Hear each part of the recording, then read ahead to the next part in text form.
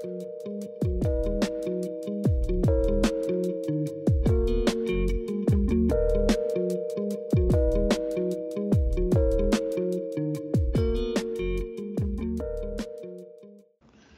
Denimheads, and welcome to the Sons of Selvedge Podcast, where a group of friends get together to discuss denim, menswear, and related interests.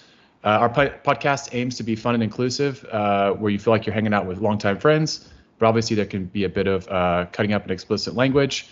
And so this is episode 34 today, and I'm delighted to have with us Jake and Alee, who everyone probably knows as AlmostVintageStyle on Instagram, on YouTube, and with Jake's website, and Alee VintageFeatherr, again, on Instagram and on YouTube. So welcome to you both. Thank you so much for having us. Yeah, it feels cool, like talking to you now after we've already met and hung out for like an entire weekend. Yeah, it's really interesting. It's super cool because, like, I guess you guys have known Illya from the podcast for a long time. And sort of like, been friends across the US and the UK. And then, yeah, I myself recently moved back to California and went down to LA for the Inspiration Festival. And thank you guys for letting me hang out with y'all for the weekend. It was super cool to meet in person and get to sort of experience inspiration together. That was great. Yeah, it was basically had our little four-person group, right? Yeah. And John, leather jacket John. So yeah, that was awesome. Yeah, we'll have to get John on the podcast shortly as well. He's such a cool dude to meet, and his leather jacket knowledge is insane. You very much do. Yeah, absolutely, for sure. And for those who don't know who we're talking about, that's Leather Jacket John, I believe, is his Instagram account, and it's JAWN. Is that correct? Yep. There's also a YouTube channel name too. Oh yeah, good point. I need to subscribe to his YouTube channel. Cool. So I thought it'd be interesting to, and actually I'll quickly mention that Illya is going to hopefully jump on the podcast as soon as he can do, and when he does, we'll kind of bring him in and maybe do a few questions, kind of focus on how you guys know Illya, but maybe to kind of jump right into what I think is the interesting topic at hand is sort of, it's often the case that like a Denimheads, like just a guy or just a gal, their partner's not really into the scene, or like, one person's into fashion, but the other person's into like the kind of rugged and heritage wear. But y'all have both found interest in this hobby and also, even jobs within the industry and that sort of thing. So I don't know, maybe let's kind of talk a bit about y'all's story together. And so, yeah, maybe to kind of take me back to where either, Jake, you first got into this scene, or Alee, and kind of like how it all started. Yeah. Well, we met a long time ago. we met, she was 15 and I was 16 when we started dating. So we've been together for a really long time. And I feel like kind of as a result of that, we've kind of talked about this before, like we kind of grew up together, like in a way. So I feel like naturally we've kind of, not on purpose, like we always don't force each other to do like anything we don't want to do, but it just kind of naturally we've grown into having the same kind of interests, I feel like. So I've gotten into more things that she's into. She's gotten more into things that I'm into just over that time. And so the funny thing is she's the one, she always cared about style and fashion. She always knew about like color palettes and all this kind of stuff. So when I started when we met was when I was like, oh, I need to actually dress better because she dressed better than me. So I was like, okay, I need to start wearing better clothes. I need to start caring about how I dress instead of wearing these gigantic, oversized early 2000s like DC or like Osiris, those giant skate shoes. I don't know if you remember that. Yeah, the stuff that's back in now. Yeah. Yeah. So I was wearing that kind of junk, and then so I was like, oh, I need to wear some like, maybe a pair of like suede Vans or something like that, right? Which they did have those back then. I don't know if they still have those, but they did. And so I started doing that, and she kind of taught me like how to do color palettes because I didn't do a great job of that at first. I was in a pop punk band, so I wear like bright, loud, ridiculous like colors. And anyway, I endorse that. Yeah. I was wearing like purple shoes with like some lime green, which you would appreciate, obviously. Some bright blue, and all this, same stuff. But once I got past that, then like 12 years ago, I started finding because I started caring about style, and I loved Western films, and that's what got me more into like this more vintage retro kind of aesthetic was through cowboy films, like literally like Western films, John Wayne and stuff like that. And so then I found raw denim, and 12 years ago I started getting into that, and you were getting more into like fashion at that time. So a few years after that, we both started you started your Instagram account first, right? Yes. It was a lot more like girly though. It wasn't VintageFeatherr. It was another account. It was more like makeup, skincare, and fashion. It was a little bit of everything, which I really liked at first, and then it kind of started becoming kind of boring to just be talking about skincare all the time. So I kind of just closed that account, but I always felt like I missed something. Like social media was calling my name. So I was like, I need to go back. I missed it. I was posting. I was talking to people. So that's when VintageFeatherr came about. But yeah, continue with your part of the story. We're like jumping around everywhere. That's okay. Oh, That's how we good. do. No, I think that makes it interesting. So I started my account. This is like about 5 years after I started getting into like better clothing, like jeans and leather jackets, and I had a cowboy hat before. I had like a beaver fur cowboy hat before I had my first pair of raw denim. Like that's the way I got into this. I had a nice leather jacket before I had my first pair of raw denim, actually. And I was buying like used pairs of like Goodyear welted boots from like England. I had churches and stuff like that. And so then I started the Instagram account like 2017. I started mine because she started hers, basically. Yeah. And that's the reason why that's important is because then we started doing all that stuff together. We've always taken each other's photos since 2017. Yeah. We've been doing all the social media stuff and like been there. And I think that's partly how she started getting interested, because she's been interested in this kind of clothing for a long time. Like you were probably interested in vintage before I was. Yeah. Like she went vintage shopping and all that sort of stuff well before I even did, actually. And so she was always interested in this stuff, and I never tried to make her get into it because I was obviously into this scene first, like the raw denim, Selvedge, Goodyear welted, and stitched down boots and all that kind of stuff, right? Leather jackets. But I never forced her to do it because I knew she was happy with her style. And like, I don't know, anytime I ever heard people like ask, like people try to force, a significant other into doing something, like say, oh, I want you to get into this because I'm into it. I feel like that's always a recipe for disaster. I just don't think that ever works. So, but she was interested, and we went several different times to try on jeans, and you were interested because like the quality, right? So basically, as soon as he got into it, obviously I was going shopping with him, and I thought it was really cool. But the stores were always just full of men's stuff, right? Mm. And so it's one of those things where it's like, okay, I'm interested, but where's the girls section or where's the women's section? So it was one of those things where it's like you almost felt like you couldn't get into it because it was all geared towards men. At that point, I wasn't really thinking, oh, I should get into men's clothing, which now by the way, if you don't know, I wear a lot of men's clothing, but back then, it wasn't like that, right? So I was just kind of like looking around, and I would enjoy his outfits, and I would enjoy obviously like knowing that his jeans were well made and all that. I loved all that, but I just knew I couldn't get into it because again, they didn't have good stuff. So I would keep going to all these stores with him. Eventually, it was actually you when I went to a store and they actually did have a girls line. It was a very small line, but they did have something. I tried, I think it was 2 different models, and I just really didn't like them. And I was like, oh my gosh, I finally find something, and they kind of don't look great. So it was one of those things where I think that the cut just didn't work for me. I'm like pretty tall and skinny-ish, so I do fit a lot of like the men's, jeans more. And these were like very like small, curvy like jeans, so they just didn't fit with my body type, right? Yeah. And so it was one of those things where it was like it kind of pushed me to look into. I guess by pushing me, Jake was like, you know what, maybe we should try men's jeans, because he saw how bummed I was that I wanted these so bad and they just didn't fit, right? And so it was one of those things where I'm like, you know what, you're right, let's just try it. And he's like, let's go to Mr. Freedom. And at that point, I didn't really exactly know what, Mr. Freedom was. I knew about other cool brands, but I didn't know about Mr. Freedom. And so, like, let's go. Obviously, we're very close to Mr. Freedom. So I'm like, okay, let's do it. It was a weekend. Let's go to LA, whatever.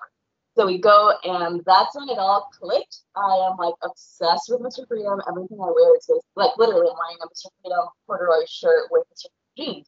Like, I love this stuff. So it was one of those things where it all clicked from there. And now I'm, like, super open about trying. I try everything. I try girl stuff, men's stuff. I don't care. Like, I am excited to just wear cool things, It's interesting that Mr. Freedom was kind of like the inflection point that like made it all kind of click for you, because I only went into the shop for the first time when I was down for inspiration. I had never had a chance to make it to Mr. Freedom before, and of like all stores to kind of be introduced to this too, I feel like that's the most extreme, because like even just walking around it, there's just so much stuff. Yeah, and so like, much. Yeah, it's almost like a museum. It is kind of over. But it's also like the coolest store ever. Yeah, it's almost like a Willy Wonka's chocolate factory, but for vintage and stuff. Definitely the closest of all the stores I've ever been into. It's the closest to like a Willy Wonka kind of thing, definitely. But yeah, no, because she'd been interested for years. Like I said, we had tried even before that time. We had gone into a few different stores several different times over probably a period of about 5 years or more. A long time. Like trying to get the right fit, and we were both in the same mindset. And I guess I should say, like, I guess because I'm a little picky in the sense that, like, yes, I wear men's jeans, but I also like them to be tight, like girls' jeans. So it's not like I'm wearing jeans that fit super loose and they look like men's jeans. Like I find jeans that still, honestly, people would never guess that I'm wearing men's jeans. Like, literally, I tell them, I'm like, really? You don't look like you're wearing guy stuff. I'm like, literally everything I'm wearing right now is men's, right? So I think it's something that I want to point out is that the fit actually fits, like, on me, it fits like a girl jean. It doesn't, it's still like, I like it to kind of hug my hips and look a certain way, and it still does.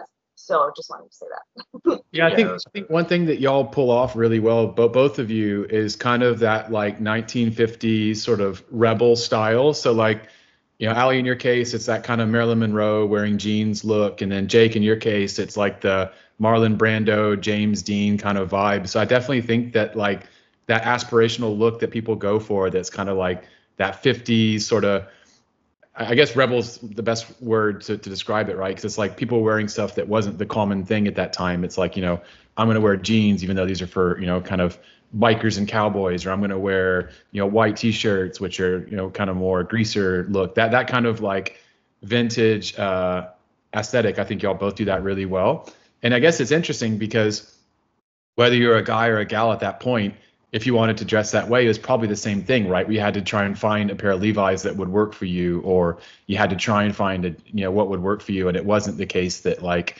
you go to the mall and there's all these kind of like off the shelf brands. It's like, I've got Levi's, what can I make work here? Or, like there's like a lot less choice. And so folks had to kind of find what would work for them and make it look cool.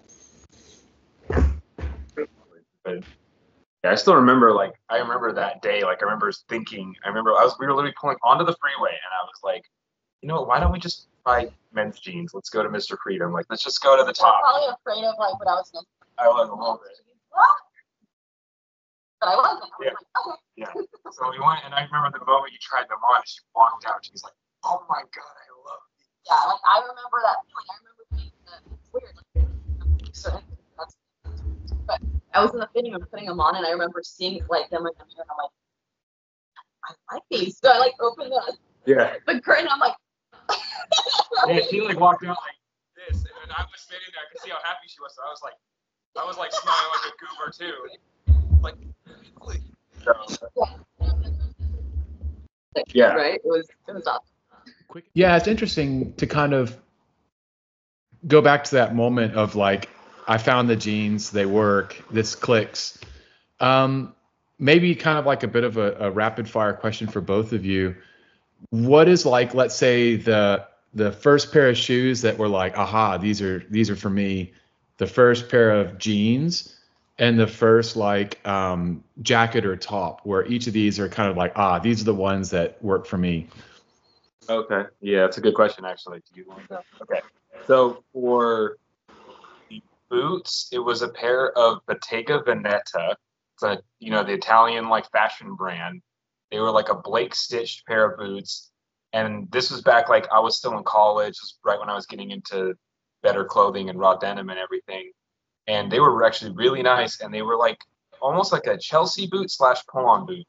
And they had like a elastic going all the way up, and they were taller than a Chelsea boot. It was a really unique style. And I wore those, and those were actually really good. Like it was actually pretty good quality, honestly. And that was the first pair of boots. I'm like, oh, like boots are like nice boots are really nice. They're way better than sneakers. I get it. I kind of get it now.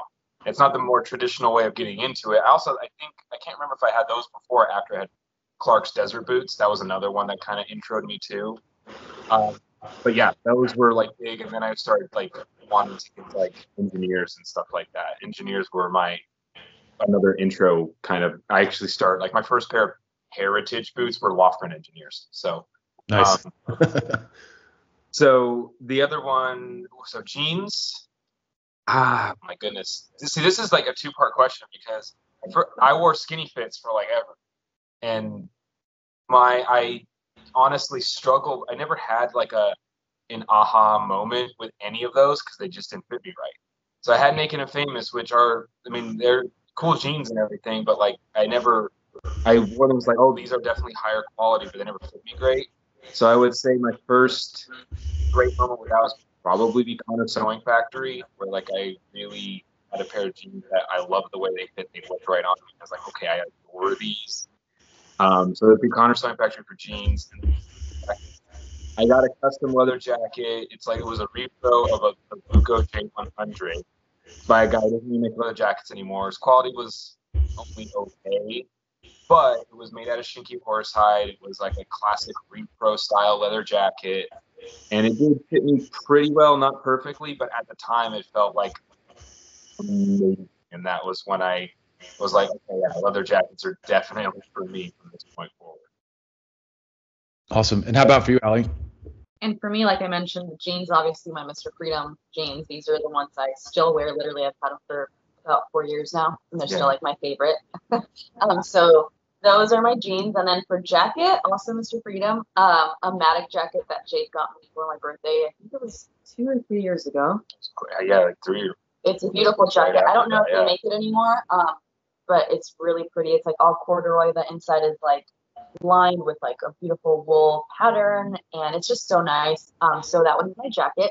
And then for boots, it's very difficult. I have a lot of boots and I love them all. But I think this was also another gift from Jake when you got me the John Lofgren burgundy boots. Oh, yeah, the Donkey Punchers. The Donkey Punchers. I love those. I love kilties, and those were the first boots that I ever had that had kilties. And I think that was when I was like, oh my God, this is such a cool look. And I know kilties aren't for everyone. You know, I always say that because I know some people love them, some people hate them. I love them.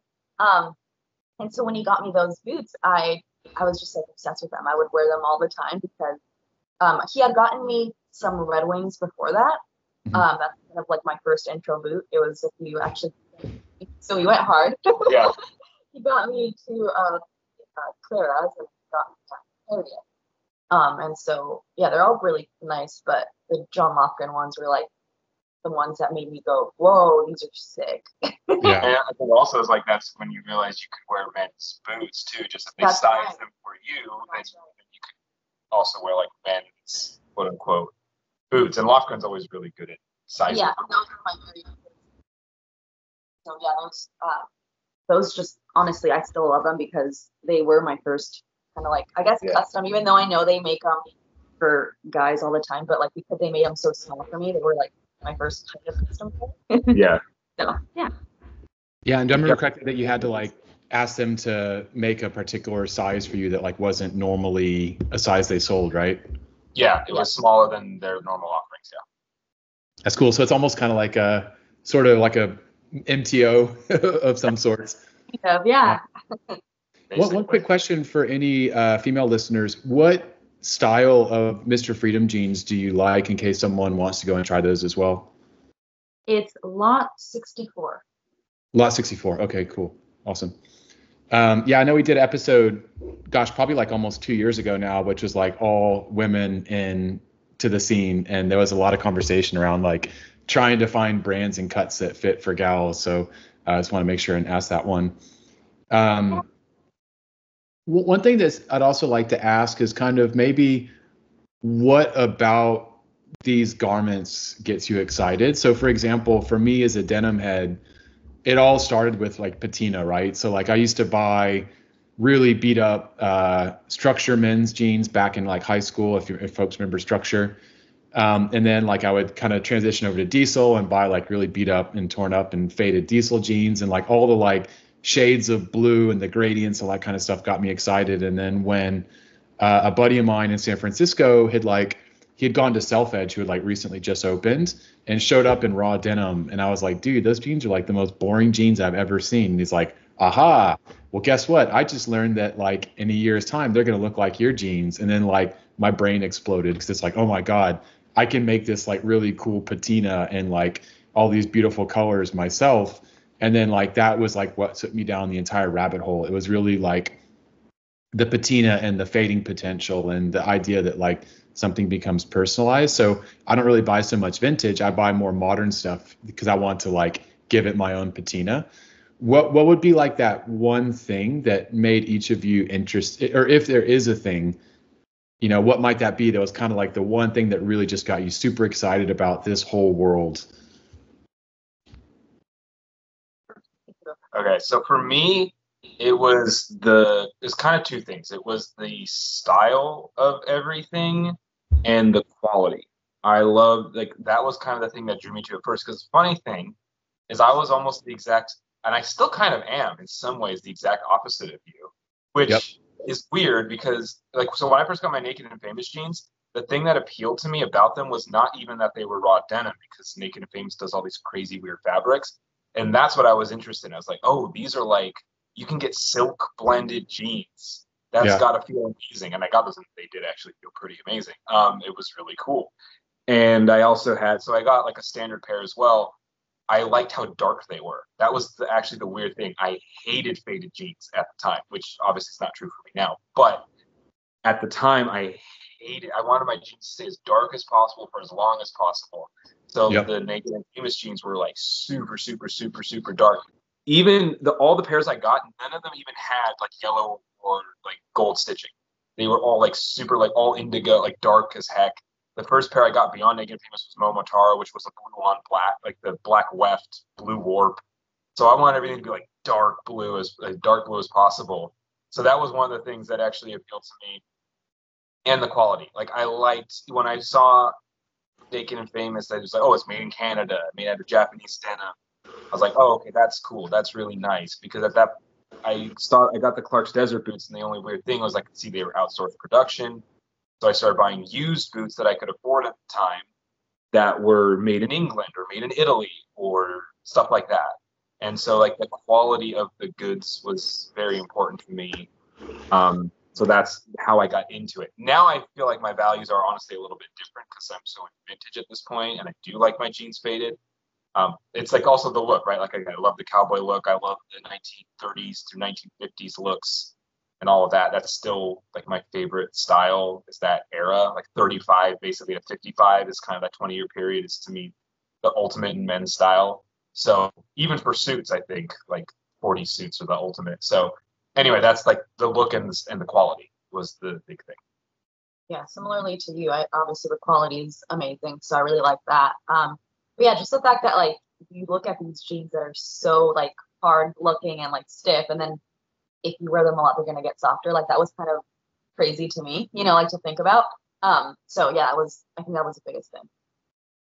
Yeah, it's interesting because when I worked in denim for a couple of years at Black Horse, and there were kind of like two types of customers. There were customers who came in and they were like, I really want to get a pair of raw denim so I can beat it up, fade it, destroy it, fray it. Like I want to make like rock and roll looking jeans eventually. And there was another customer who's like, I love raw denim, but I hate when it starts fading. Like I wish it would never change. And like, I want to buy a crisp new pair because I want them to always keep that like almost like box fresh look, like, you know, like how some people like their trainers to stay perfectly pure white, like the Air Force Ones or whatever. And it's interesting that I haven't seen more companies embrace those two types of customers, because it's like, do an indigo dyed garment for the first customer that wants that fading potential, and then do a reactive dye denim for the other customer that will never change color. And you see it a bit with like reactive dyed black jeans that'll never fade, but I definitely think more brands probably need to like have both of those products. Because they do it with black. Like everybody does it with black jeans. Like it's a very common thing to have. Like I know Black Horse Lane has a non-fading black pair. I know like Ironheart has both. They have a fading black pair, super black fades to gray, and then they have the black one that doesn't fade. And that's a great thing that they do that. I love that they do that, but it's weird that more companies don't do that for blue. For blue jeans, the only option you really have, because I did this back in the day, is you have to buy a pair of Hank dye jeans. They technically do fade, but they fade so slowly, and they, in most cases, if it's done right, it's dyed to the core at that point, so it's never going to fully fade. So that would be your best option, but I mean that's not the best option because of how expensive they are, and they're not that common, and all this other stuff. So yeah, I think. Because you can still get into it for the quality. I mean, that's because that's where I got. Now I do want my jeans to fade, obviously, but at the time I wasn't like that. So it would be nice for brands to offer that more. I'm sure some of the Naked and Famous stuff doesn't fade very much either, just because of like the materials in it. But you don't really know that. It's kind of hard to tell. Yeah, it's interesting. It's interesting how there's not like a good guide for like getting into this hobby, and kind of. Like I know we kind of geeked out a bit about coffee over our the inspiration weekend, right? And like for coffee, I can go buy the Blue Bottle book, which tells me everything I need to know about like understanding coffee, or like for baking bread, whatever. Like you can buy a sourdough book, and it's interesting that there's like some resources around understanding all of this stuff, but it's still quite niche, I guess. Like you have to get like the Denim Hunters book, or the Blue Blooded book, or Denim Bible, or some of these kind of books that are like very, very niche and maybe not easy to find to understand all of this nuance. And like, me, I'm only just now starting to get into leather jackets. It's like the last step for me of my journey is embracing leather jackets. And like, I still don't really know anything about them beyond like the one jacket I own. And so, yeah, there's definitely, it's a hard hobby to get into, because it's hard to find information. Yeah, there's not a lot of like newbie friendly resources. Like there's not a lot of introductory resources, in fairness, because again, I kind of stumbled into raw denim. I wasn't even looking necessarily to get into raw denim when I got into it. And yeah, there's people on YouTube that are sort of, less nerdy about it, but the problem is those people they're not intro friendly. They just don't know what the heck they're talking about, and they're spewing a bunch of garbage that nobody should listen to. Definitely not new people. Us people who know what we're talking about, us people like us that have been in the scene a while, we watch them and think they're clowns and wonder why anybody watches them. And then new people shouldn't be listening to them, and then everybody that does know what they're talking about is like hyper nerding out about everything. Because if I do anything, I'm spending if I make a YouTube video, I'm spending 20 to 30 minutes or an hour talking about t-shirts, just going way too hard talking about everything. And yeah, there's no like, here, let's guide you into raw denim. I think that would be an opportunity. What's up, Illya? Hey guys. Welcome, dude. Hey, how you doing? Thank you. Sorry for my late appearance. You survived the train struggle? Yes. Yeah, I managed to get in, and we were down in Brighton today. And just on the way back, sometimes the trains are always a little bit iffy. So, but no, made it in time. We all at your favorite vintage shops? Yep, hit up a few, and the last stop is always Salvage and Sawdust Co, because it's kind of out of the way, but also very close to the station. So it's always a port of call there. And my buddy Cameron was there, who's one of the loveliest guys you will meet, and I think he's been to refer to as the most polite a seller of vintage. Awesome. So yeah, no, we had a great day. I just went with Dante today, so it was just boys' days out. Nice. So, yeah. It's funny when we were at Inspiration. A few times I mentioned that we were friends from London, and everyone was. There's a few different people who are like, man, Illya's son's like the most stylish dude on Instagram. So like Dante's already getting kind of like a reputation for looking super cool. Yeah, it's just I think we're both into our clothes. I think much like Ali and Jake are, and it's just a natural when you're out and looking for things. You see these cool dungarees and hats and things like that, and sometimes they come in kid sizes. So it's like, yeah, it's just a natural kind of step to do the same. So hopefully he won't regret it when he's older, the way his parents dressed him up. But it's just another way to involve him in our lifestyle and include him in that. So yeah, no, we were talking about it when we were at Inspiration, and no offense, Ilya, but I did say I remember there was an outfit where you posted both you guys like, I think I like Dante's outfit a bit better actually. Yeah, definitely. He's definitely more workwear than I am a lot of the times these days. And I mean, today again he was wearing his Lee overalls, which are such an incredible piece to find. Very thin, lightweight denim, and I think it's from the 50s or 60s. And I wish I could find something like that in my size, but as the case mostly is, those kind of things that you find are in smaller sizes. So yeah, people like me and David probably would struggle, even though David's not necessarily a vintage man. Well, his biggest frustration when he gets older, I think Dante is going to be realizing when he gets older, wait, all the best stuff is for kids. All the best stuff is for kid sizes. Where's all the stuff I was buying before?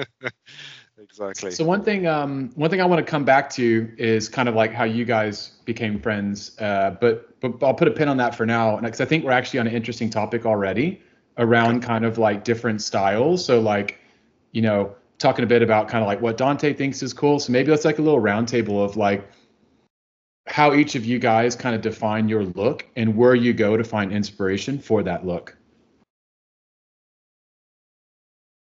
Yeah, your style has been really cool. It's been fun to watch because I think we even talked about this not too long ago, how you've been getting more like into more sartorial, more tailoring a little bit and blending that in with your more heritage or workwear stuff. And you're doing that. Basically, the only other people I can think of, the only other guy I can think of outside of my head that does that really well is Ethan from Brycelands. That's kind of the only other guy that really does that well. And you're not doing it the same way he does. So it's really cool to have a second person in the scene that is doing that kind of style where even if it's not the kind of thing I would wear, it's like I love seeing what you're putting together because it's still interesting and I can still get other inspiration from it and something that it's not just the same thing over and over again. So I do really think that's awesome. Yeah, I think for me, what is interesting is that I'm naturally quite curious and I don't want to be defined by one style. And I like to explore and experiment. That's always been something for me quite interesting. And although a lot of the foundational pieces have stayed the same, by changing one item or two items, you get a completely different feel to an outfit and how you come across. And for me, that's really interesting to explore that. And yeah, in terms of Ethan, he's definitely a big inspiration. What the funny thing is before I knew Ethan, who he was, I think we were like, there's a lot of similarities in terms of me liking watch caps and, vintage stuff. So when I found out about Ethan, I was like, it was definitely someone who I kind of felt like, oh, it's okay, this is someone I can really relate to, because he's already, wearing faded jeans, wearing engineer boots. But also, apart from that, it was the tailoring aspect, and him making tailoring not stuffy, not this kind of what you associate with people who are wearing suits or, navy blazers or loafers, where I think in the UK you get this perception of, oh, it's yuppie boys or city boys. And yeah, I think Ethan kind of makes it interesting to wear those kind of things in his own unique way. I think the other inspirations for me is the guys from Anthology, who obviously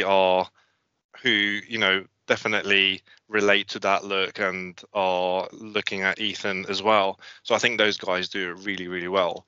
Another person who inspired me over the last year was Play. I can't remember his full Instagram handle, but it's Play.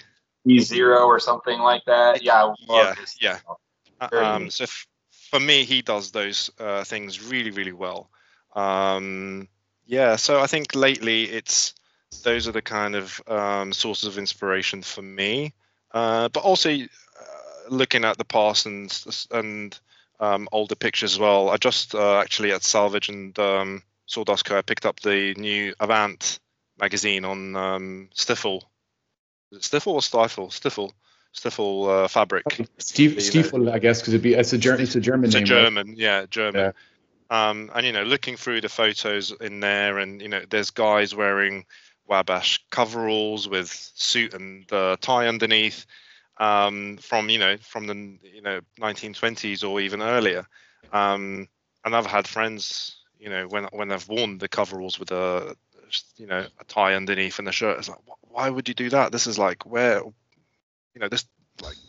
this is really foreign to do. I was like, well, I don't think so, because this is something that happened a lot of the times. And just like, you might be inspired by sportswear and wearing, Nikes and tracksuits or something like that, which, have been popular for the last 60, 70 years or however long. The same thing as if you look at old pictures from the workwear or from that kind of thing, and you still see those examples.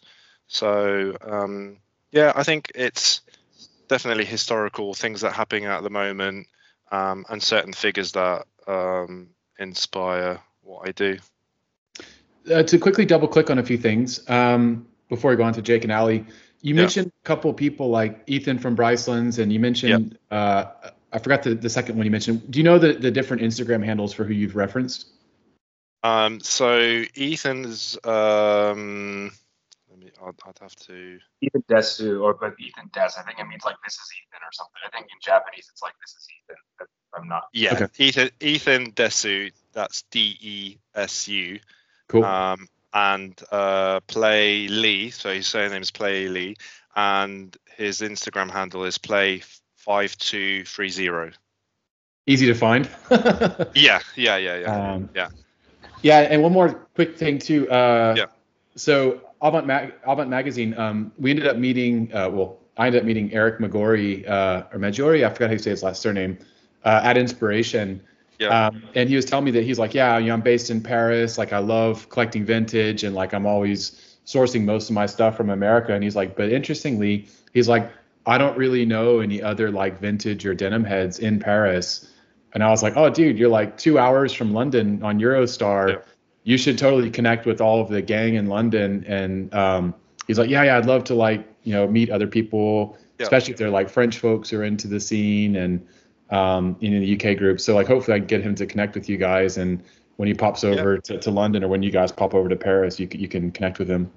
Definitely. I did speak to him, I think late last year. And I even, mentioned to him that if he wanted to do a launch of his magazine, we'd welcome him at the Black Horse Lane shop, because I think I saw that he did a release at the Ralph Lauren, I think, store in New York, and he said to me, look, I don't have anywhere else, so I could do that. So yeah, I kind of extended the welcome to him. So yeah, it would definitely be great to have Eric with us.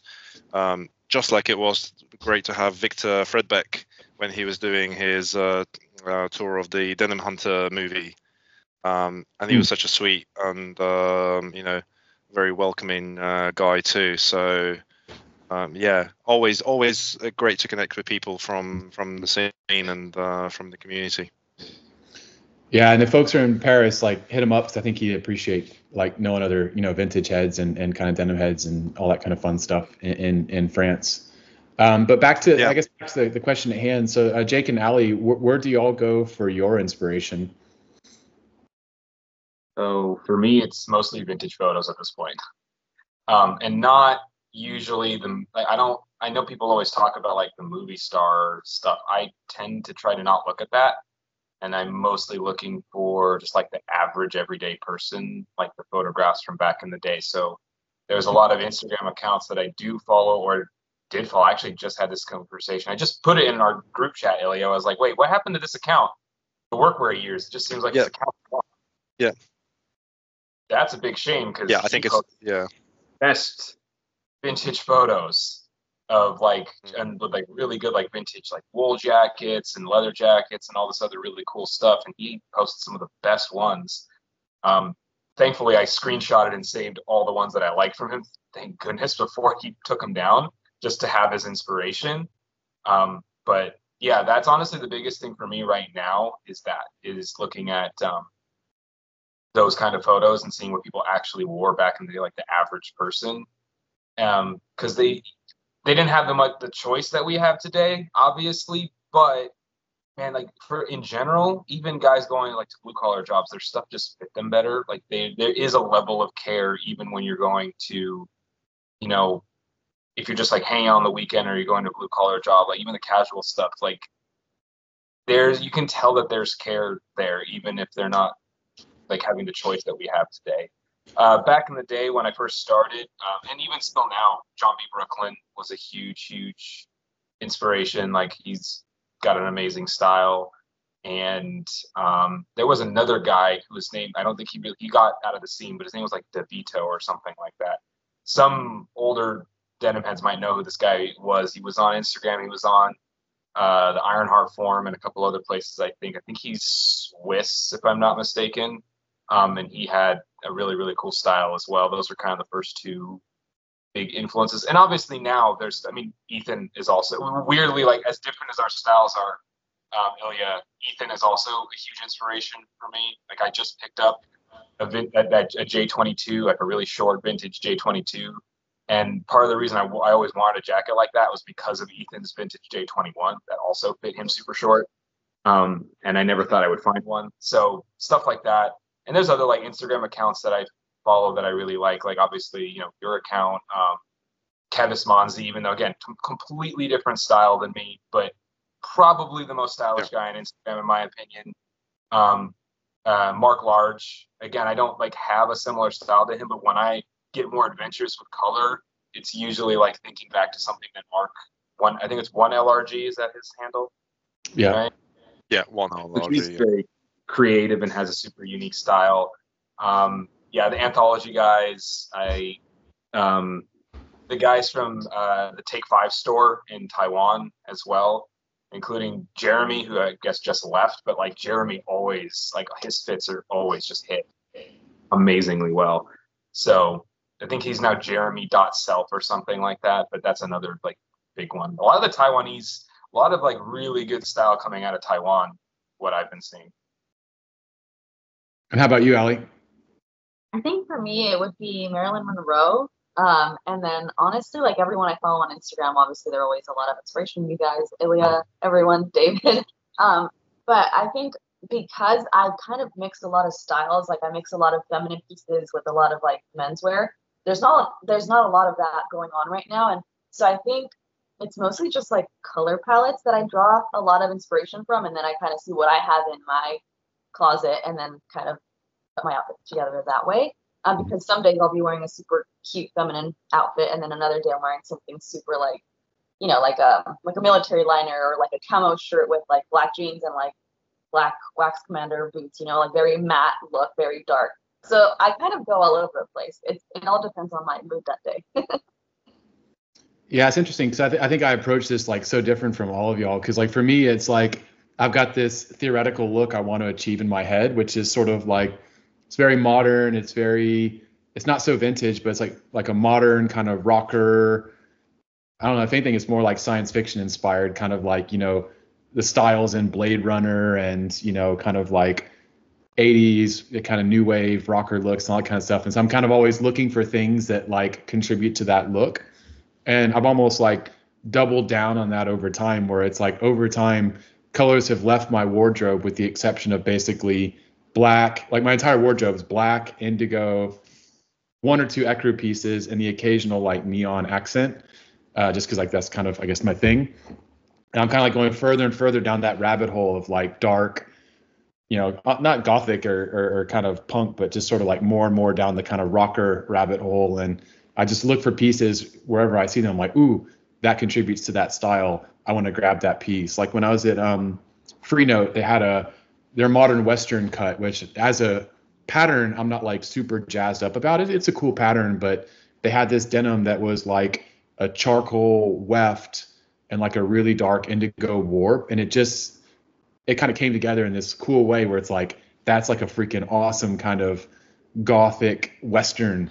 I want that piece, you know, black pearl snaps, and just kind of like, there's like little pieces that kind of take me further and further in a direction. And I'm trying to kind of lean into it, which is very different than kind of like going back to like vintage stuff. Like I love collecting Avant and, you know, Lightning and Clutch and a lot of these publications, even the old Inventory magazine back in the day. I used to love that magazine, but that's more just to kind of educate myself rather than to be inspired in most cases. Yeah, maybe to kind of go ahead. Sorry, no, I think it's cool that like if you really look deeper into this scene, which we don't even have a name for it, that's the funny thing too. That's because there's so many different styles and there's so many different ways like people can like kind of like, some people are more into what we think of as like the raw denim or vintage scene, like, and even that's not even the same scene really. Like the people that are super into vintage, most of them don't give it one iota of a care about modern raw denim. Some of them. Yep. You probably saw that inspiration, right? Like you go there and like these people a lot of them just don't care about repros in the slightest. And then there's people that are all about modern. And then there's people that have like more sartorial edge. There's people that like, some of them are even more fashionable. There's a lot of Gen Z guys that are now, because of like the more traditional cuts, are kind of getting into this kind of stuff. And there's a big push towards that as well. Like, who's the guy who used to live in Denver that now moved to New York? And he's like pretty big on Instagram and YouTube. I'm trying to think of the guy's name, but he talks about raw denim pretty often. I can't. The only person I can think of from Denver is David Shuck from Heddles. I'm not sure of anyone else. No, it's the guy again, but he's like not really in the raw denim scene. Is kind of my point. He's more like a fashion guy, but he talks about raw denim. My phone is the one recorded. It's the one I have up right now, but I'll find it and have you can put it in somewhere. But like, there's a lot more. There's a lot more overlap. And it's kind of a shame because if you look at the people who get, for the most part, what you see the most often, if you look up like hashtag raw denim on Instagram, it's mostly the same look, honestly, which if that's great. But I think it would be nice for people to see it's actually a lot more well-rounded of a scene than, especially like just hearing us four talk. It's all completely different styles, really. If you like if people knew more about that, going back to what we said earlier about making it easier to get into the scene, you actually can do a lot more. There's a lot more options stylistically than I think some people might realize when they think of like raw denim. When I think of raw denim people, they just think of like Red Wings, skinny fit, 25, 27 ounce jeans and, you know, some giant flannel or something like that. Which again, that's fine if that's your look, but it doesn't have to be your look. One thing I want to double click on there is I forgot who I was speaking to at Inspiration, but someone brought up this amazing point, and they were like, it's interesting because when you look at like the denim head shops these days, I won't mention any names, they're all kind of stocking the same brands. So like one example would be a particular shop brings in good art, and then like everyone brings in good art, or like a particular shop brings in RGT, and like everyone sells RGT. And so there's almost this kind of like homogeneous approach to like denim head shops that are all quite the same. But I forgot who it was, but they mentioned they're like, but Selvedge, Key is doing something different when he brings in these brands that just no one's heard of before, and is kind of like pushing the boundaries. For example, bringing in like Rick Owens's Dark Shadow line. He's like, no one else would have thought to bring Dark Shadow into a denim head shop, but Kia did it, and like now that's kind of in the style. And where I'm going with this is I was in Seattle a couple weeks ago, and I went into this shop called Glasswing. And it was really interesting because the shop had like Capital, they had Orslo, they had Evan Kenori, who's like a kind of like a more high fashion denim designer in San Francisco. But they also had like really niche perfume brands and like really interesting kind of like high fashion brands for both men and for women. It wasn't just it was more a women's shop than a men's shop. And like this kind of like more, it's like they're going in a particular direction of almost like Kinfolk magazine meets denim head styles and high fashion, this kind of mix. And I thought it was really cool to walk into a shop that has some of the stuff I like and know, and other things that I have had no exposure to, and kind of like their approach to that style. And I would definitely love to see shops kind of like double down on like what they're good at and what they like and go more in that direction. I guess, Ben at SOP was trying to do that with his kind of like inspiration from Drive and kind of going in that direction. So I definitely think it'll be cool to see shops kind of, lean into what they like and take their customers down that journey so that we're not all buying the same kind of like default look when we get into the hobby, I think Standard is doing that too. I was going to say Standard is Strange with Visvim and pieces like that are trying to do that. And I guess that's, they are trying to branch out a little bit out of their look. Whether that's successful or not, I don't know. But what do you think, Jake? Yeah, I was gonna say because I agree with Selvedge doing that. Absolutely, they're more streetwear-ish and fashion forward. I would say if I had to compare them to the other denim shops, personally, that's what I would say. And then Standard and Strange is more like Western, if you had to characterize them more Western and more honestly, they feel like Santa Fe is even though they only have, that's their smallest shop, I think, or not a big New York flagship store. It's not their original Oakland store, but I feel like their look feels like Santa Fe in the Southwest, especially having gone to the Southwest last year. It's a very artsy Southwest kind of vibe with Standard and Strange now. And so I do think that's also setting them apart. They're bringing in a lot of new brands that I've never heard of before. Some that I had heard of before that had not been brought, at least to the U.S., that you would only buy from Japan before. Like Black Sign is a great example of that. So I knew about Black Sign and saw some of their really cool stuff. They were very almost 30s, but kind of Victorian-ish too, with their designs, very unique. And you actually have a really cool jacket from Black. She has this really cool 30s cross button. It's not even a zip. It's a fur coat. It's very 30s movie star kind of look. So, and Standard and Strange brings stuff like that in. So I do think that's a good example. You already mentioned Selvedge. I'm sure there's others too that because they might be more of whatever their identity is, and then they might bring in a pair a raw denim brand or two that might fit in with their aesthetic, or some nice boots. I know there's a lot of, when I was looking up Viberg stuff back in the day, Viberg was in a lot of shops that would not be your typical raw denim head stores, like Mohawk General Store, which we went to at, and it was so not our style that we didn't even really go in. Right. Yeah, so, but that's kind of cool though, because they also they stock Viberg. And there's some other brands like that, or stores that do stuff like that as well, that I feel do actually push the boundaries a little bit, depending on But yes, again, it's the same thing as like if you're a raw denim head and you want to try to branch out, it's more difficult to find those stores.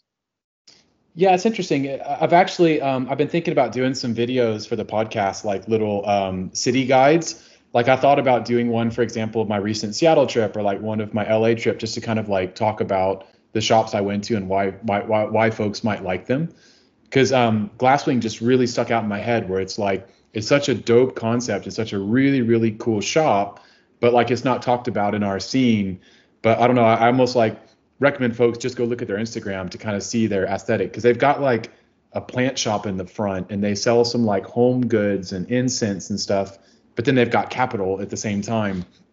And their staff is wearing like big flowy like Evan Kenori denim trousers and then like really high fashion tops and stuff. It's just interesting to see kind of like these niche shops that we don't talk about that often.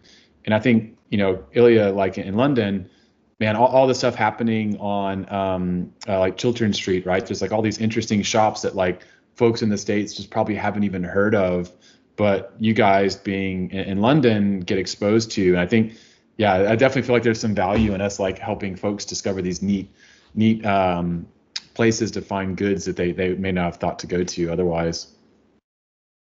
Yeah, because on the whole, men are quite, once they find their niche, they don't want to get out of that. It's like I've got my wings, I've got my raw denim jeans, got my flannel. I don't need anything else. That's it. So yeah, and I think it's really hard to get guys out of that kind of template, or because I think for a long time it was you get made fun of as well for like, oh, why are you wearing this? Why are you wearing that? So I think guys do feel a lot of the times a little bit defensive of trying to be a little bit different or to try things. So yeah, which for me, I think I've got to a point where I just don't care. It's like if it interests me, it's like that's the main my main worry. If it doesn't, then it doesn't. But and I think, like Jake said earlier, there's certain people I really admire their style, even though I'm not going to dress like them.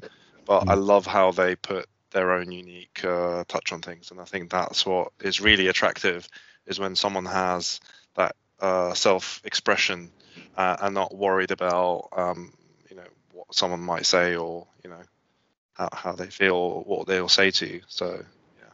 Yeah, it's interesting too. So I'm going to go to the Wind Up Watch Fair later today. It's in San Francisco all weekend. It's, I guess, like a watch collectors hangout along with a bunch of associated brands being present. And it's like, I'm not a watch guy. My best watch is this like Victorinox military watch that costs a couple $100. Yeah. But it's like, I'm going to go check it out anyways, just to like to see what people are wearing. What looks interesting watch wise, and who knows, maybe I'll find myself in that scene too. But so far I've never been a watch guy, but it's good to get that exposure anyways. You need to find something which is black with a neon watch style. Well, I will say this, I've always loved Bell and Ross. Like they're kind of like, when I lived in France, I discovered Bell and Ross, and I love their like big square kind of murdered out skull watches and stuff. But that said, it's like, is that a $10,000 value to me? I'm not so sure about that, but I think what would suit you really well is maybe something with a black, obviously with a black dial, something really subtle, not too big, and I think that would really suit your style. I think what you were talking about.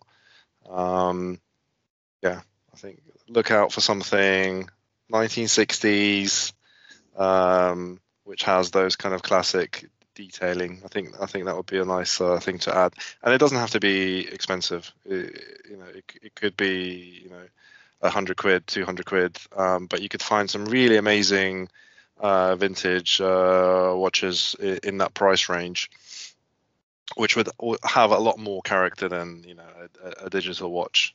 And will have a much longer lifetime as well. Yeah. I used to be obsessed back in the day with Nixon watches, which is kind of like a surfer sort of skater oriented watch brand. With an X. Yeah. Yeah, so I've got like their player watch, which is like kind of like a Movado, like pure black with like a diamond set in it. And it's just like so simple. It didn't even have like the number notches on it. It's just like the arrows and nothing else. Yeah. So yeah, there was a time when like I really started going down that rabbit hole in a different way. But yeah, I'm keen to see what I find. But I guess maybe back to the topic at hand. I'm also interested to understand kind of like how you guys got to know each other, because I'm aware, Jake, I've only got a chance to meet you and Alee both in person, a couple weeks ago. And obviously we've chatted a bit on Instagram, and, we've cracked jokes about Jake in past podcast episodes, but I'm aware y'all have known Illya for quite a long time. So maybe it'd be interesting to kind of learn how y'all became friends. Well, I think it's through Instagram, isn't it, Jake? Yeah. I think Jake joined Instagram maybe 2 years after I did, and I think quickly kind of got into the scene, and kind of established himself on Instagram. So it was quite a natural, I think, bond after that. And I think again we have a lot of overlap in terms of style and interests. I think that's what my memory would say. Yeah, we both started switching over to, I think when we first started following each other, we were both wearing slimmer fits, and we both started switching over to like wider fits, straighter fit jeans, and kind of a more vintage aesthetic and all that kind of stuff. And then we kind of obviously like more different as time has gone on, but also, in some ways more in common because we're doing stuff more different than how we started, right? Like it definitely, and then we talked to each other a lot, and also we were in the same, there's a group chat that we're in on Instagram that not as active anymore, but used to be super active, that we talked to with several other guys quite often. So that was another thing too, I think. And that's the group number 2, wasn't it? That they were a part of. Yeah, because there was another one which was disbanded. Yep. After some bad blood, and then we started the new one. We've been I think chatting via Instagram a long time, and definitely, like, I'm pretty sure that Jake's inspired to get my first engineer boots, I think we were on a similar journey in terms of trying to get ourselves out of the slim fit jeans and into into wider cuts. There's definitely like the Bozeriks and chinos, I think for us are both really pieces which changed how we like our trouser cuts to be. I think that was for me for sure. And which now you have the Bryce Cleanse ones as well. Yeah. But still similar kind of idea, obviously. And there's very small differences between the two cuts. I think the Brysons just have a slightly more of a taper, but other than that, it's there's like a small color difference and slightly different detailing. But they're both based on the same reference. Chino from the 1940s, so you can't really go too far. I think one of the things that I think keeps us like talking to each other a lot and friends is that I think we're more, and you could correct me if I'm wrong, but I think we're also kind of more style first and not just about like, denim. Like, and again, it's totally fine if you're like denim for denim's sake. There's a lot of people that are like that, and that's awesome. Like, you want to just fade your jeans, totally nerding out on every tiny little mini detail about jeans. I totally get it, right? Or some people for boots are like that, where like all they care about mainly is boots and shoes, and they might have a pair of raw denim as well to go along with that. Or some people like leather jacket guys only and that kind of stuff, right? But Illya and I feel like we're more like this style first. Like, we want to put together our entire outfits, and that's like the main thing, and like trying to refiner styles and trying to grow in terms of style would also be part of it, if I'm not wrong. Yeah, 100%. I think I'm definitely, I love individual pieces, but it has to mesh as a whole. Otherwise, like I said, it's just, I think you've mentioned this before. It's just like, you can't just put your favorite pieces all together, because it's not always going to look great. And yeah, for me, it's interesting. It's like, how can I make an outfit look the best that it can by using what I have at hand? I think that's definitely the first goal. So yeah, definitely agree on that. And I think there's a semblance too of like having to invest time to learn something. So like, for example, for me, I first learned a lot about raw denim and like became well knowledge on that. And then I really got into like the Goodyear welted boots and, kind of went down and stitched down boots and all that kind of stuff. And then that was kind of like my second big learning. And then now I'm and maybe like shirting was kind of third, somewhere in there. And then kind of fourth, I'm only just now starting to crack the surface of leather jackets. And I haven't even started yet with watches, and may or may not go down that rabbit hole. So I think each of these things has like a learning curve and like a time investment needed to kind of like get yourself educated on the thing to really enjoy it. And I guess kind of what you guys are alluding to a bit is sort of like you've had the time to kind of learn about each of all these things, and you can now kind of come full circle where you can begin to kind of curate it all. Whereas maybe other folks in the hobby have said like, well, I've only just cracked into denim, or I've only just cracked into boots, and maybe I haven't even touched leather jackets yet, etc. Maybe to kind of state the obvious, what would each of you say like your sequence was of kind of getting into each of these topics? Good question. So for me, like I said, it was through Western films. So I guess it was hats and then like leather jackets simultaneously. And then after that would be boots. After that was raw denim. And then definitely shirts were the last thing. Shirts were absolutely the last thing. I was wearing like really, really cheap shirts with some pretty decent boots and like raw denim, my Naked and Famous jeans, and even my Momotaro jeans. Even after I got my Momotaro jeans, I was still wearing like a bunch of really cheap shirts. I was kind of prioritizing everything else first, and shirts were definitely the last thing. And how about you, Alee? I think jeans, boots, jackets, and then basically everything else, right? Yeah, I think that's right, yeah. Because I think, like I said earlier, I think the first thing was obviously the Mr. Freedom jeans, so everything kind of just like, came after that. But because I was, like you mentioned, the Mr. Freedom store has so much, because I was there and I saw everything. I actually think I walked out with like 6 pieces that day.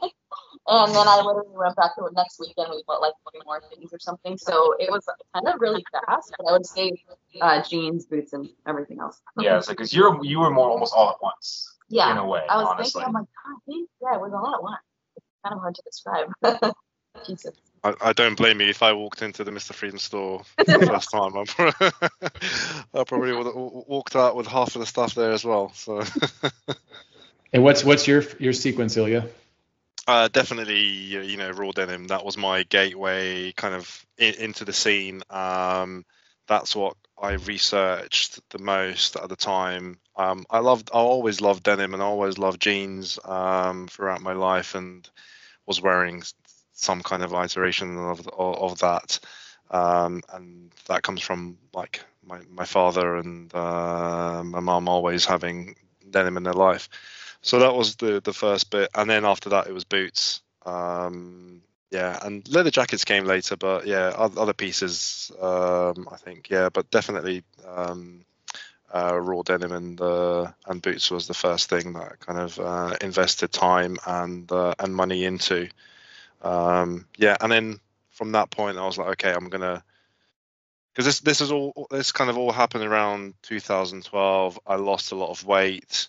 And I started, okay, I'm going to just like replace what I have with better quality things, so yeah, it was like I had to, get all new things. So I kind of slowly started doing that. So yeah, I think leather jackets came much later. So yeah, it would have been like a lot of double denim or flannels and stuff like that at first, trying to find exactly where I wanted to be. But yeah, so I think I started on Reddit, and it was like following the kind of the men's guides and all that kind of stuff, and trying to find my way into it, and like, seeing what stuck to me and what felt personal to me at the time, versus like, oh, you need Oxford button down, a desert boot, a pair of chinos and a jeans. That was kind of at the time. These are the must-haves to build your wardrobe. I think that's kind of my way in. What about you, David? Yeah, actually, I'll answer that question kind of two ways. So one, to talk about kind of inspiration or like learning, two things that I thought really stood out in my life was Inventory magazine, which was published probably like 2005 to 2012-ish, something like that. I think there's 12 issues, and I have all of them. And it was kind of like the Bible of all of the Americana, kind of revivalism fashion. So like the very first cover was Christoph from Mr. Freedom, and then like Yuki from Yucatan, and like each episode was really focused, and Margaret Howell, and like it was kind of like this like Bible of like heritage brands making amazing clothes and why. So I read that a lot. And also around that time there was A Continuous Lean, which was a website. I think now Michael's doing it as a podcast, I believe, and maybe a Substack, but A Continuous Lean. And there was Secret Forts and maybe like one or two other resources where like everyone just kind of went crazy, either publishing this stuff in print or on the internet around, oh my God, American revivalism is like this amazing thing. Let's go gangbusters. And then also Todd Snyder, who now has his own brand and his own shop. At that time, he was at J. Crew, and he had launched the liquor store in Tribeca, New York, when he was like basically like one of the first people to bring in all of these heritage brands. So like he kind of exposed a lot of people to Red Wings or to made in Canada Champion sweats, and a lot of like heritage stuff. He was kind of the means with which people discovered it. So I was reading a lot of that, but I'd always loved denim. So denim's kind of my first step. And then being a skater, it's kind of like Jake alluded to, I used to love all of the like skate brands. So that somehow very quickly transferred over to boots, where I was like, oh man, these silhouettes of these like Viberg 2030 last on the old pattern look so dope. Or like these Red Wing Postman, like polished to all insanity. Like the sneakerhead in me became really big into boots. And then quite quickly too, I really got into shirting, and I think a lot of that centered around RGT making really dope cuts and patterns, along with Gitman Vintage doing like really amazing over-dyed Oxford cloth button downs. Like I just went crazy. I had like probably 10 or 15 different colors of Gitman Oxford cloth button downs, all over-dyed to some like really rich color. Now I only have the black and the blue ones. Of course. Yeah, and then eventually kind of jacketing and stuff like that. But most recently, like in the past couple of years, it's starting to delve into jewelry a bit, which is new to me. Leather jackets, which is kind of still new to me because it's expensive to get into that hobby. And that kind of thing. So I guess that's kind of my trajectory.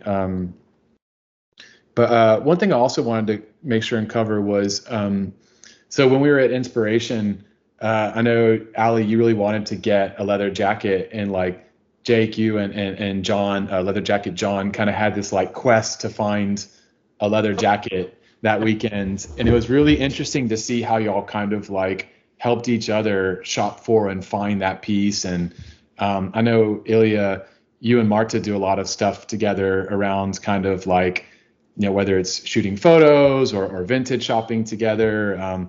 So maybe, it'd be kind of cool to kind of talk to you both about how y'all kind of like shop and find things and discover things as a couple.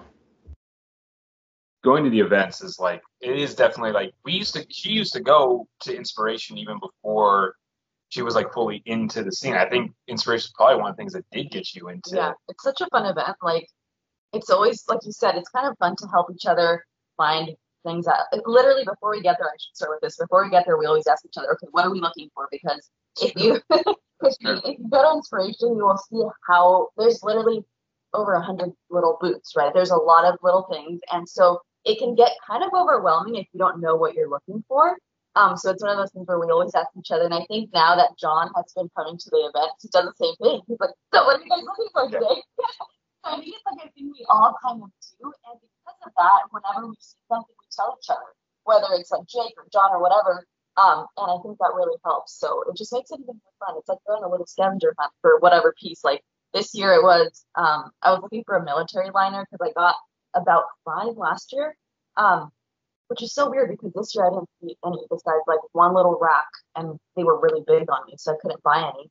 But I did find a really cool like tiger stripe camo shirt, and that was something that John helped me find because he literally asked me, "What are you looking for?" So yeah, it's a fun. He also helped us find the line. Told us what the guy who had the liners last year. Yeah, it's always like someone's telling you where to find that thing you're looking for. So. Yeah, you got go in with a plan. You're right, because we know what we're looking for. Like I was looking for one of 2 types of leather jackets. I was looking for like a black D-pocket vintage jacket, which I did buy, and the other one I was looking for was a 30s or 40s brown cross zip like aviator style, like not a motorcycle jacket, but like one of those cross zip styles that's like more aviator inspired. It's more like a sports jacket. Because I used to own a couple of those like as repros, but I did not own one as a vintage jacket. And that's what I'm really, really searching for right now, because I have a good amount of what I want otherwise in vintage jackets. But that's what I'm still looking for. So I did not find that, but I did find the black D pocket that I've been looking for quite a while. So like I knew what I was looking for. You know, I went to the same booth I bought from last year. That's another thing is like, if you know, again, John helped me out with this too, is you know what booths you're going to, like she knew what booth she was looking for. Unfortunately, the booth she was looking for just wasn't there this year. So that's another thing, kind of knowing where to go once you already had experience. That obviously really helps. So yeah, found the right jacket. I tried it on. I showed her like, hey, does this look good? Does it fit? You know, how do you like it? Because, you know, we do kind of ask each other what each other thinks, even though we didn't force each other into the scene. We still ask each other most of the time, like, do you think this looks good? Do you like it? Because it's nice to, like, because we both like how we dress. I still feel like, okay, you know, I could try some other certain things maybe that she doesn't prefer as much, but I like that we like how each other dresses. That's a really nice thing to have, that we both actually like each other's styles and we like how each other dresses. So I try to keep it within the boundaries of like, oh, you know, I will ask her for advice. Even if I really, really like something, if this doesn't usually happen, but like if she really, really doesn't like it, then I probably won't get it because I won't want to wear it as much. And like, to me, that's not a problem because she won't stop me from buying it. But at the same time, it's like, she likes so many of the other things I wear. Why wouldn't I just? It's just more enjoyable that way. I guess the way I'm trying to say it. So I do ask her for advice on stuff like, oh yeah, does this fit well? Do you like this? And I think it also helps that I know what he likes and I know how he feels most comfortable. And so if he puts something on, I can instantly know. And I'm sure Illya, with your wife, you're the same. Like, you know when she feels like her best in a certain outfit, and I know that same thing for him, right? So if he puts on a jacket and I know he's not going to like a certain way, like maybe this doesn't fit the same way he would like it or the way he would like it, I should say, I'll let him know, do you like that? Do you like this button here? Do you like, you know? So I think that also helps because Yes. I kind of know your style. And because of that, I can help you like gauge if you want it or not without even saying I don't like it or I like it. Yeah, that's true. I think, does that make sense? Having a second pair of eyes is really, really helpful. And you guys know this, like when he talks about something, it's like, she's very specific.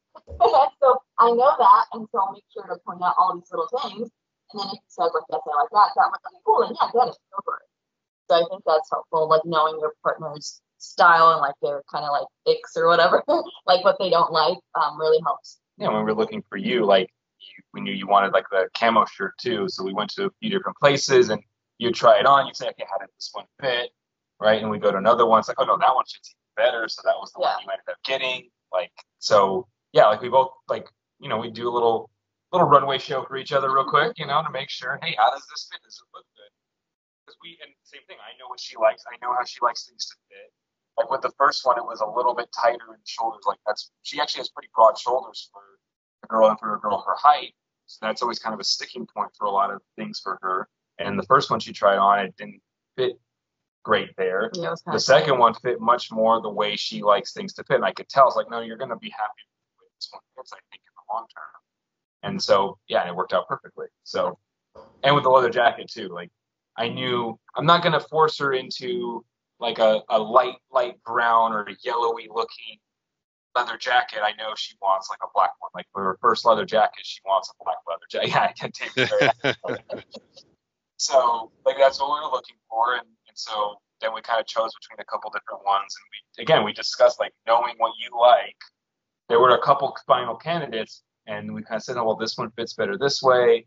I think you might prefer this style. Yeah.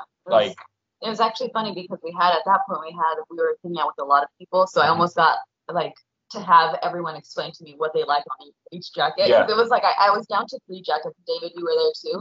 It was like a lot of us, and I almost felt like I was in the middle of showing everyone like all these jackets, pointing out which one's best, and it was a lot of fun.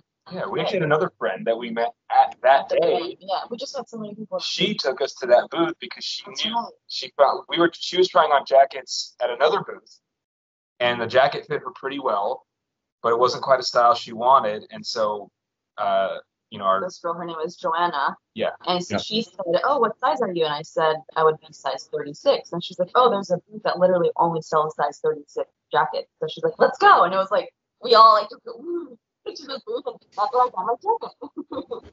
Yeah, it felt like a quest in one of those like, Dungeons and Dragons or like Lord of the Rings type. Yeah, we were doing the RPG game for sure. Yeah.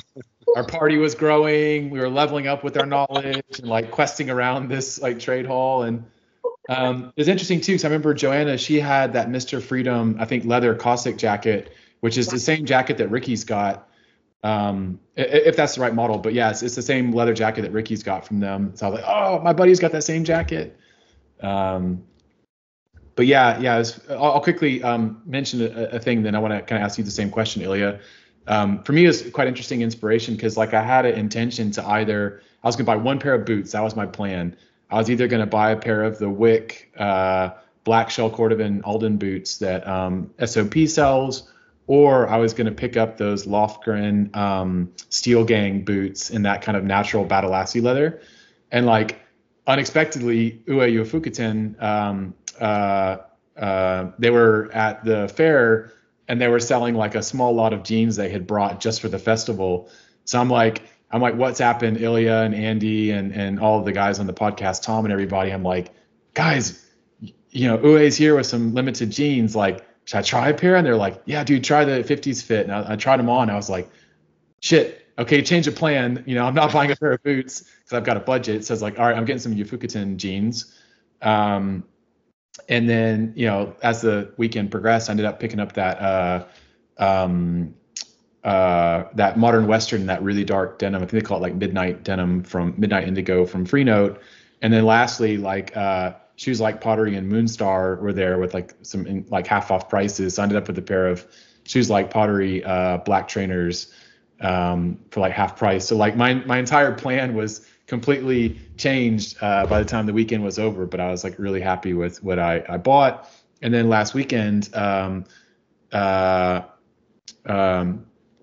Ufukuten were in Oakland for a hangout, and like I popped by to say hi because I'd given them some recommendations for when they went to like North and South Carolina to try shrimp and grits and some different food recommendations. And so we were talking about the food they tried, and I'd worn my jeans for a couple of weeks. So I was showing them my jeans and how they were breaking in. So it's funny how like my plan was completely different than kind of how the things played out. But I thought that was kind of neat aside. But yeah, Illya, maybe to go back to the same question, like, how do you and Marta kind of shop for stuff, find stuff, explore vintage and all that kind of things together? I think we actually quite different because Marta, she does care what she wears and what she buys, but she's not necessarily into the scene as much as I am. She's a lot more relaxed about it, and she usually likes a lot more charity shops or thrift stores, as you would call in America. So she loves a bargain. She doesn't want to spend like too much money on an item. So yeah, she's more of a bargain kind of hunter for these kind of things. So yeah, she kind of normally looks for things there. And then when we do go vintage places together, I'm usually the one pointing things out to her, and she's usually like, "Nah, I'm not that interested in it," because she's like, "Why do I want to pay this much money for something like from 80 years ago, which is like faded and worn in?" And like, I'm like, "Wow, this is so great." She's like, "Yeah, but there's doesn't care as much about it." There's an interesting facet though in like the kind of craft side of things, right? Like for example, the denim TP she made for your kids, or I think she like sewn some clothing for your kids or something like that. Yeah. So she likes to make a lot of things as well. So like for the kids, she especially like for my daughter, she was making a lot of stuff, and like you said, she made the TP from the denim offcuts from Black Horse Lane, and she made the coveralls from a wide stripe denim as well. So yeah, so I think our approach is slightly different, and she loves going into those kind of places. But I think I'm the one that would love to spend like hours and hours looking at things, and she'd be like in and out. She'll look and she'd be like, okay, I like it, but there's nothing for me, or kind of so yeah, she has a different viewpoint on it. So but my kind of view with vintage, I never have a specific thing that I'm looking for, and I think part of the fun of vintage is like stumbling upon that item that you might have not wanted, but grabs your attention for one reason or another. And vintage, I guess, for me is probably, I don't know, maybe like 30% or 20% of what I buy. And it's very selective and very curated kind of things that I do get.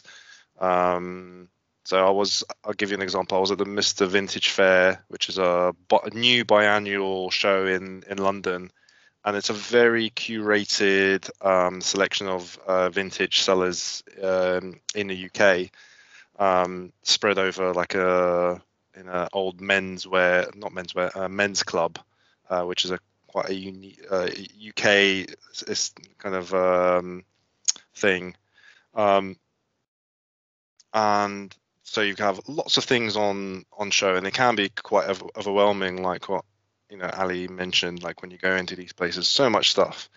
So yeah, I'm kind of like looking for that kind of hidden gem or something which someone hasn't picked up. I'm never going to be the first one in there picking like the best stuff, because kids and family and stuff, there's always kind of priorities there. So yeah, I've been wanting a vintage sweatshirt for a little while, and my friend Ed had like a cut off one in a pale blue, and I was like, tried it on, I was like, okay, this is one I really like, and it had a print on it which I normally don't like. So yeah, I'm quite fussy. I want them to be like 100% cotton. I don't want any kind of blends or mixes in them. So yeah, kind of wasn't looking for that at all necessarily, but it was like somewhere on my wish list. So yeah, slightly different, I guess. I think I probably invest a lot more time into the clothes I buy than Marta does, but we do give each other advice on what we think looks good on each other, and if anything, like we criticize each other's choices sometimes and give good feedback, but also like if there's something that Marta will like, and I don't like it, she will be like, both happy to like, okay, this is your style, this is what you want, that's fine. Like Marta hates loafers, for example, absolutely like despises them. She calls them like it's like coffin shoes because it's the she and Carl would get along very well.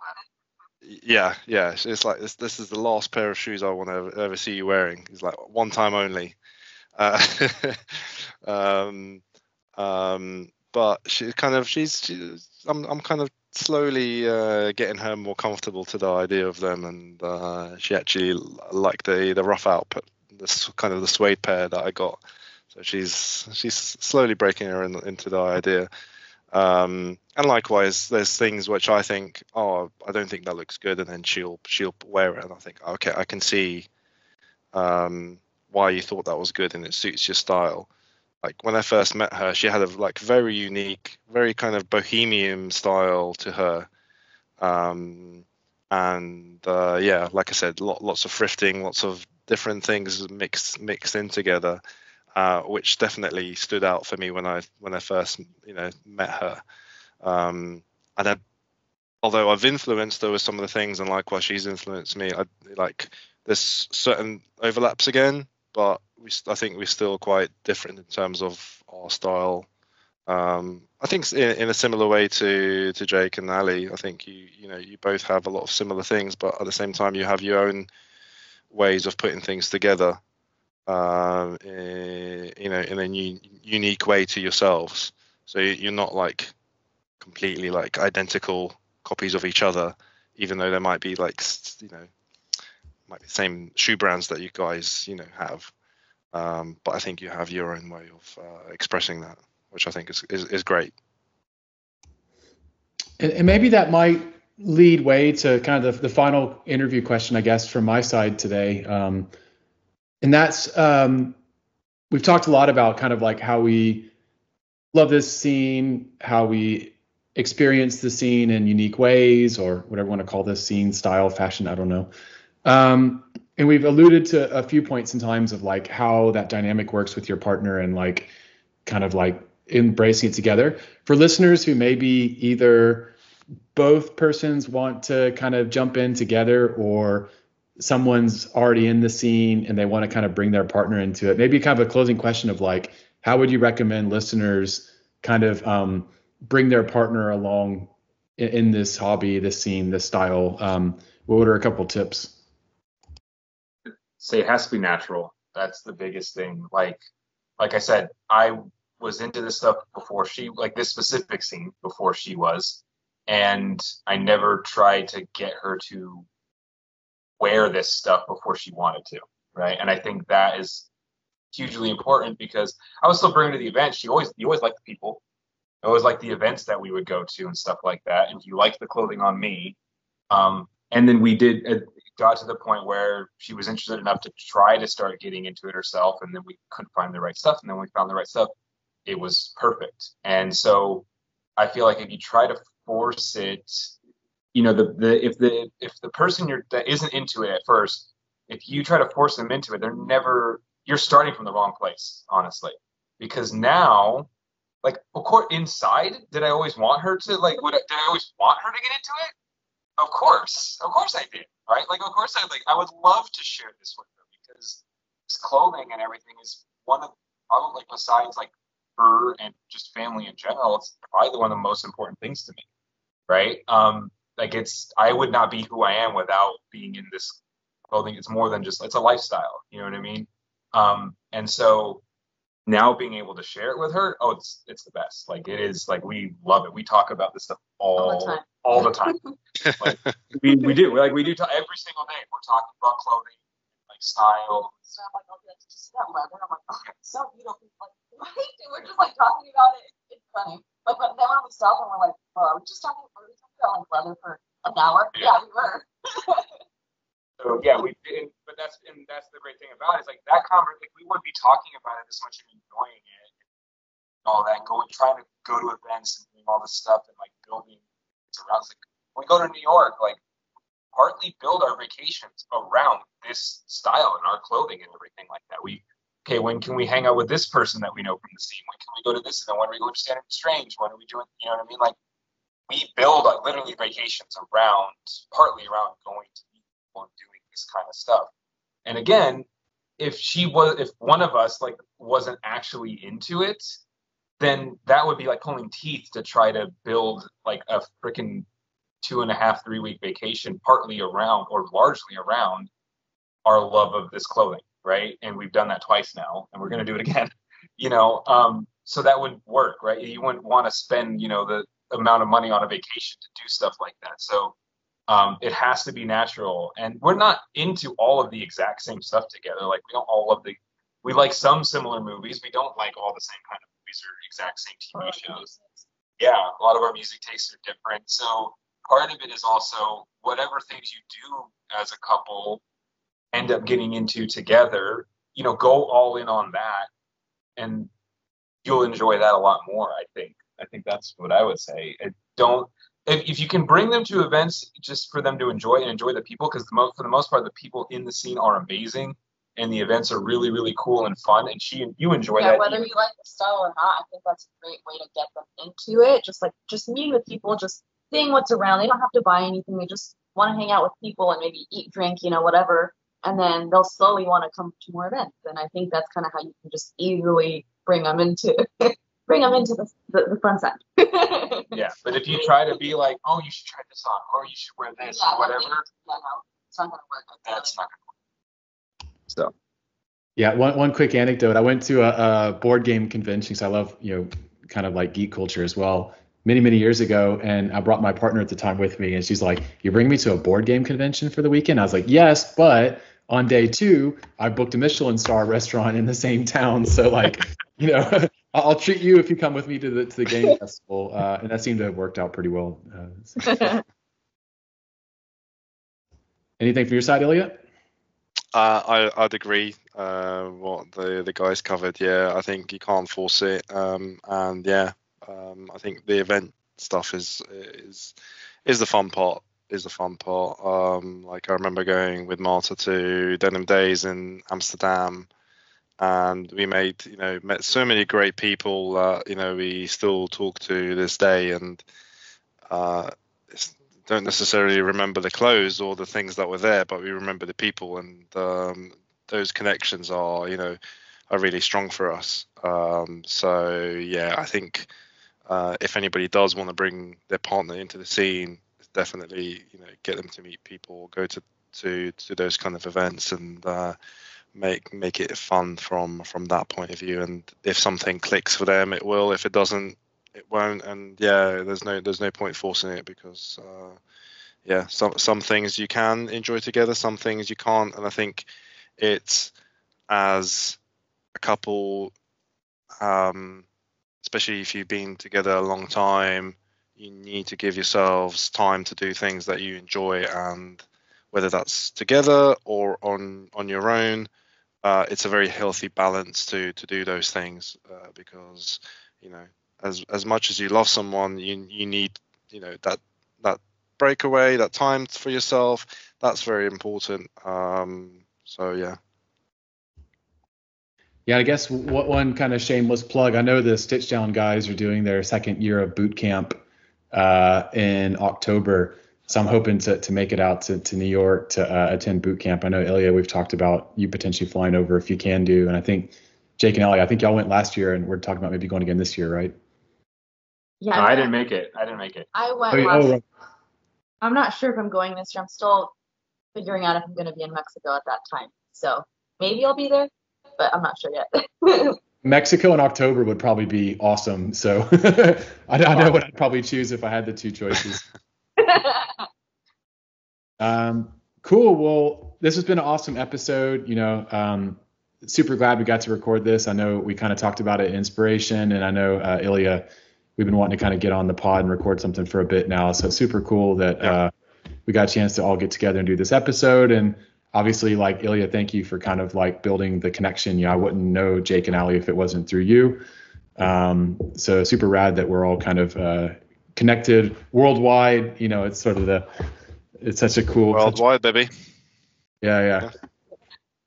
And Jake, Alee, thank y'all so much for hanging in LA at Inspiration. I had a great time meeting y'all in person and kind of like, chilling with y'all for the weekend. So that was super rad. And also to John, who hung out with us too.